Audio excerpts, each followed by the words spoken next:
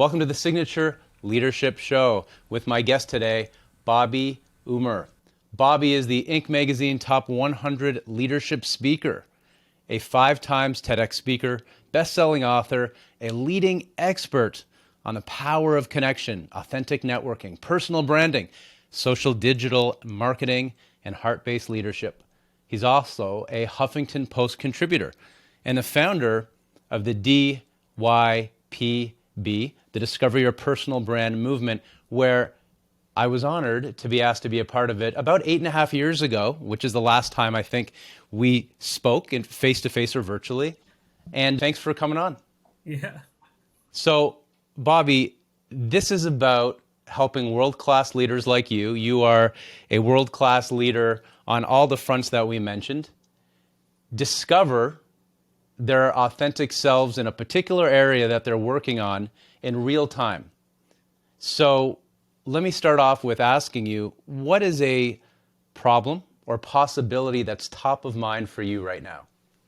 Well, one of the things I've been working on is building a community. So I have this new community I started called the Thought Leadership Branding Club, and I'm trying to build it, but it's been slow because I think I'm kind of second guessing myself in terms of how much value am I adding? How do I grow it? How do I, is the time putting in worth it? And how do I make it, how do I create that impact with it? So I'm trying to grow it and trying to make it work. But I'm also, part of me has doubts about, okay, is this really worth the time and effort I'm putting into it? But I understand. But so for me, I think I'm struggling to make it grow in, I guess, a quick way, or at least in a way where I think it's going in the right direction. If that makes sense. Yeah, absolutely. So in terms of growing this community, so I know you've grown other communities before, and I'm seeing it from the outside in, but I've seen you grow a LinkedIn community, right? You're prolific there, and not just prolific personally, you've built and surrounded yourself with, emerging and thought leaders within that space. And of course, when I saw you, really, it seemed magically create this other platform many years ago, Discover Your Personal Brand. So you clearly have a history of this. So the question I want to ask you is, what's one strength that you have as it relates to that possibility of growing this community? I think the strength I have is I'm able to clearly communicate the vision and get people excited about what we're doing and why we're doing it. And at the same time, I'm also using that power of connection to invest in relationships and bring a lot of heart and energy to the people that are there, whatever community they're part of. So I think people get to realize I'm a very giving person, empathetic person, try to be compassionate. And so those things I think set me apart. So then what's the real challenge this time around that might be holding you back that in the previous times weren't? I think the two things that come to my mind is, one is I'm trying to charge people to be members of my community, which is something I've never done before. And then the second thing is I've never actually managed a membership community before, so I don't know the ins and outs of doing that. Okay. 1 year from now, what do you want to be celebrating when it comes to this particular goal? I'd love to celebrate having 200 members of this thriving and growing community. Okay. That's specific. Amazing. So now what I'd love I like specific goals. Yeah. No, it's great. What I'm going to do now is, as we're talking, I'm going to pull up on the screen your handwriting, because one of the purposes of this show is to reframe that problem or that challenge, you could say, into an opportunity. And one way to do that in the process that we're going to do is through a prompt of looking at your handwriting. And it's not the end result. It's just simply a way to start a conversation about you as a leader and see if we can dive a little deeper rather quickly.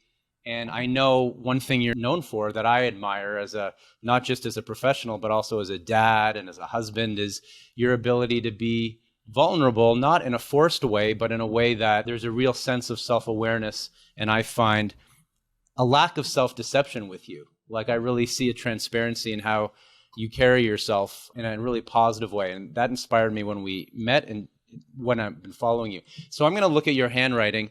I might take myself off the screen for a moment, which is I'm about to do. And I'm going to tell you a few things that I think might help you based on what you just said, and we'll see where that takes us. And let me just say that I'm fascinated to learn about my left-handed chicken scratch. Your left-handed chicken scratch. Yeah, perfect. Okay, so let's blow this up a bit and put it in the screen. And I'm going to tell you a little bit about what I see. So a few things, you're talking about building a community. And in terms of building that community, you have done that in the past. And things that people are drawn to you are also in the handwriting. So that you talked about empathy. Now, I don't mention things unless it's in the writing, but every angle of especially the bottom where you're actually writing, it's slightly slanted to the right. So when writing is consistently slightly slanted to the right, it tends to be someone who has this ability to connect with people on an emotional level. It's what I would call high EQ, emotional intelligence. It's social awareness, which is an important part of that. Now, it's small, but when it's slanted to the right. But the other thing, when we combine that, which I think is really beneficial in starting a community or starting another community, is a humility. Your writing is pretty small. And for those of you who don't know Bobby, when you meet him, he's this charismatic in a positive way, like I said, genuine, authentic, outgoing. He almost knocks you off your feet. You have a bit of a star quality about you in person. And I'm saying that as a keynote speaker as well. So I meet a lot of our mutual friends. I see these type of people all the time. And, you really are amongst the most, I would say there's a positive energy that radiates from you, yet your writing is showing that there's a humility, that you might be more comfortable being quieter, sometimes even underestimating yourself. And that's what I'm hearing a little bit in even what we're talking about here, which is showing up in the writing, which is, I wonder right now are you underestimating yourself? Are you in the T bars, which is the small t, in the lowercase t, there's a line that goes across, that stroke that goes across the lowercase t. There is it's the line. And if the line is a little lower across, it tends to be sometimes, and I've even seen this with people like Nelson Mandela, sometimes there's a little bit of self-doubt. There's underestimating ourselves in this particular moment. And it's not to beat ourselves up, but it's just to ask, what is making you feel in this moment? You can answer this, or it could be rhetorical. That self-doubt, which you mentioned, which is showing up in the writing, when you've done this before. It's a good question. I mean, I certainly have self-doubts about various things. I mean, I think it's only natural to have that. I think it goes back to what we talked about, how, I've never tried to get people to be part of a paid community that I've never done before. So again, I'm certainly questioning, okay, is what I'm doing worth it? Because I also typically am out there on social media doing a lot of stuff and events and audio rooms and whatnot. So it's like, how do I make it different so that people can actually say, yeah, I'm willing to pay to be part of Bobby's community. Mm-hmm. Okay, so it's really being tied to something you haven't done before, which is ask people for money for this paid subscription. We'll come back to that because that's pretty prescriptive in terms of technically how to get people to do that. And I don't know if I have an answer on the spot for that. But when we look at the handwriting, a few other things stand out to me.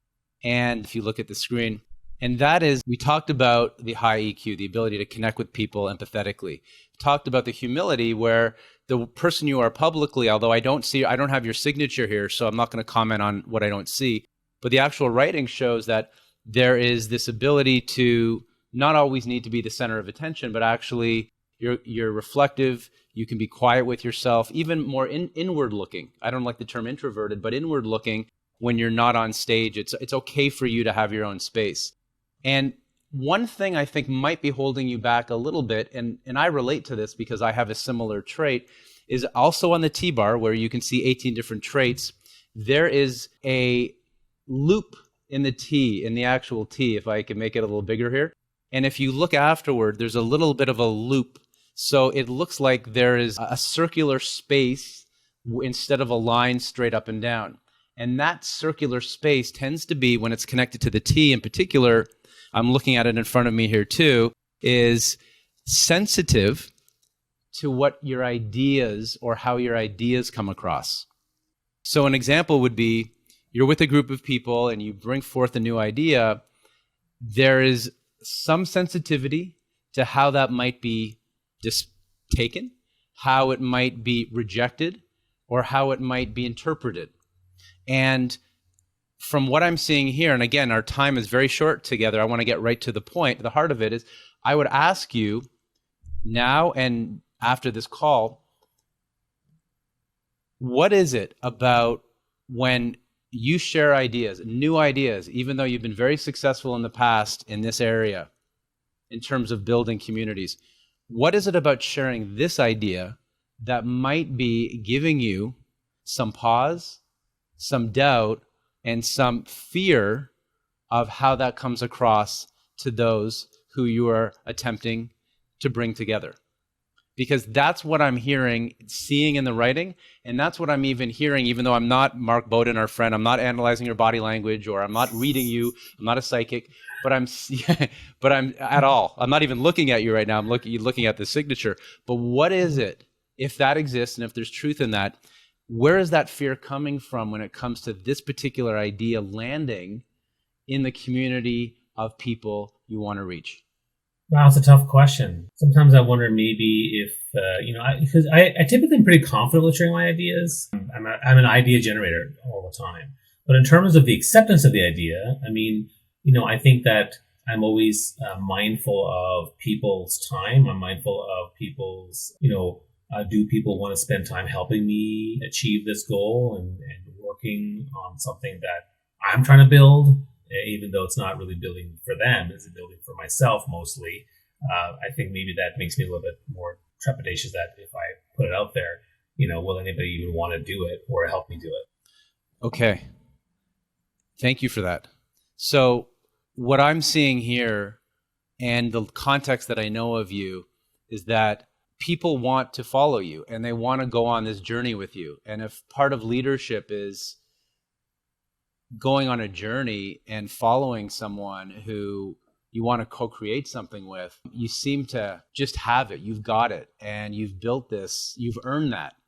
So it really seems as if in this particular case, in terms of what the handwriting's showing me on the spot, and this is meant to be on the spot, I'm not reflecting on this for hours after as well, is that empathy, that ability to connect with the audience you want to connect with is there. The humility is there. The not needing to always be the face of this movement, of allowing other people to step up.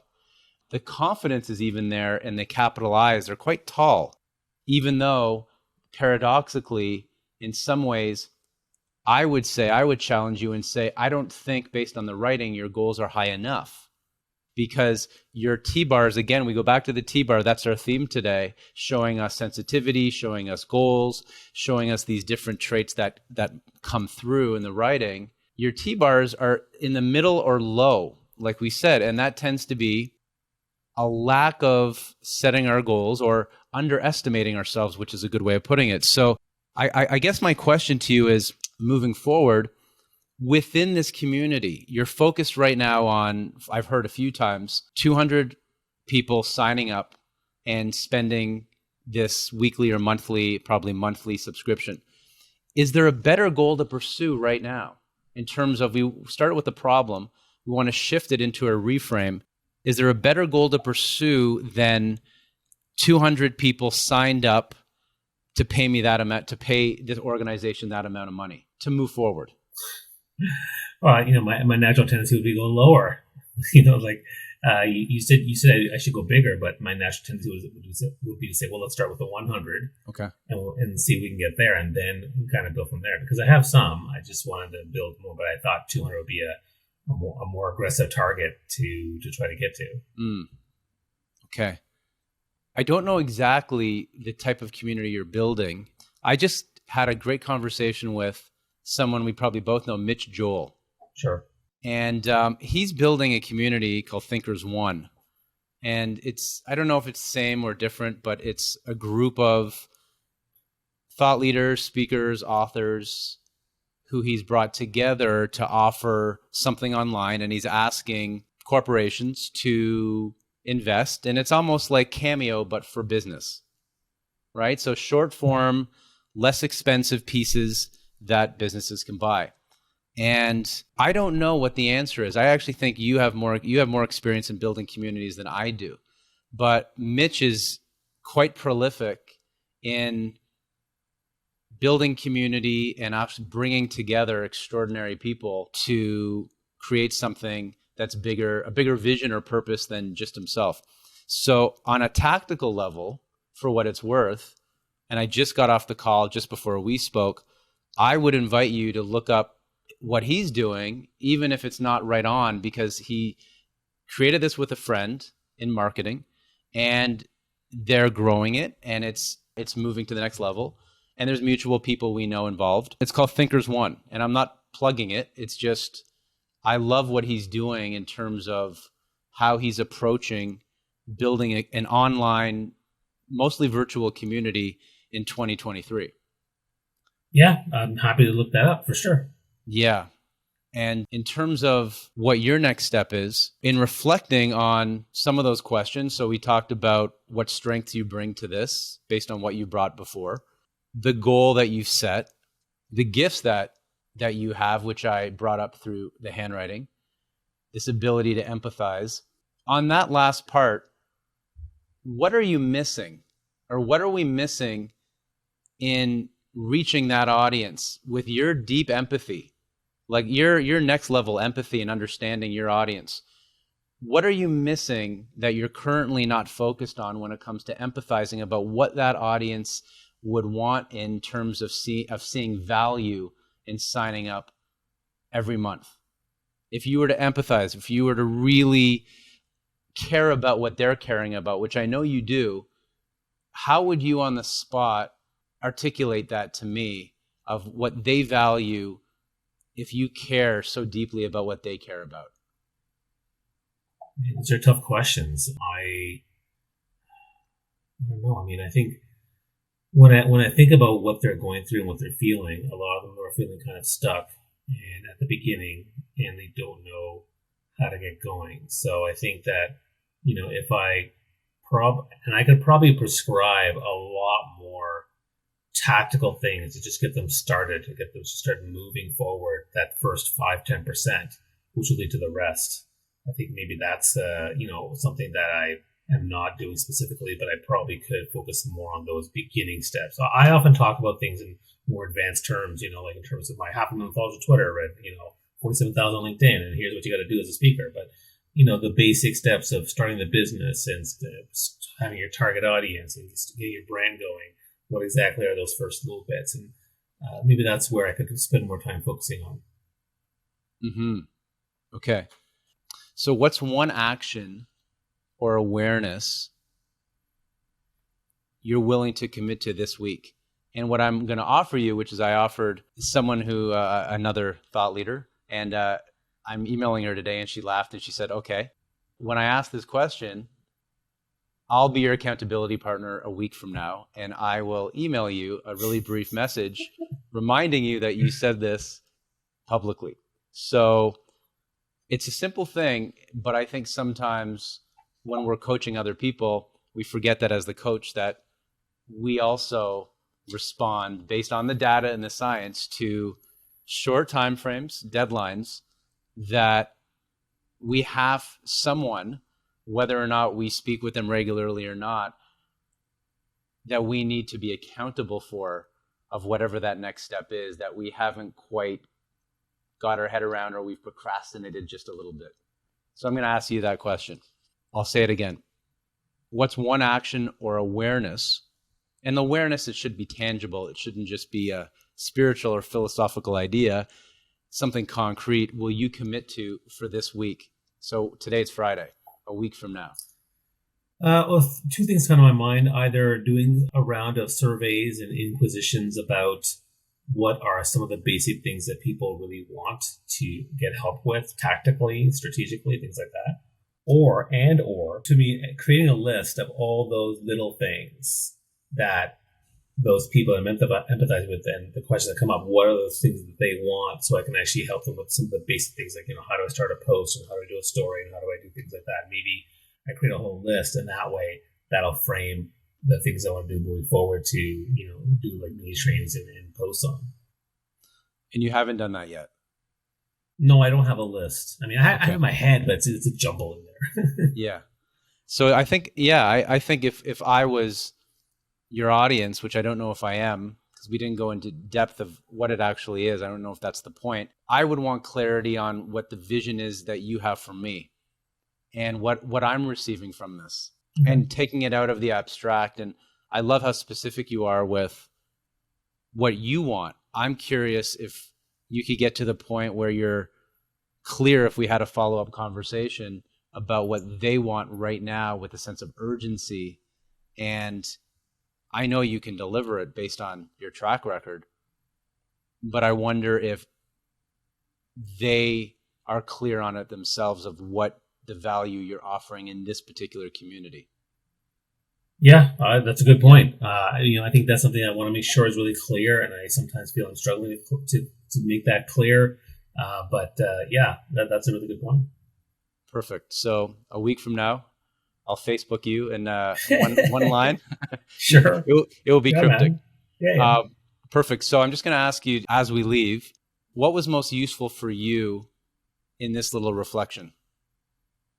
Well, I liked hearing about the different aspects of the handwriting, which is fascinating to me, practically because I don't really write very often. And even when I do, I'm a printer, not a cursive writer. So it's kind of cool to see those things that have related to what I'm doing. So I think that's really neat. But I'd say the biggest thing was to empathize with my audience and come up with a plan of action to try to help them differently than I had before. Excellent. Yeah. Well, thank you, Bobby. It's been a pleasure, Thank you, and Jamie. I look forward to hearing more about this community. Awesome. Amazing. Have an amazing day.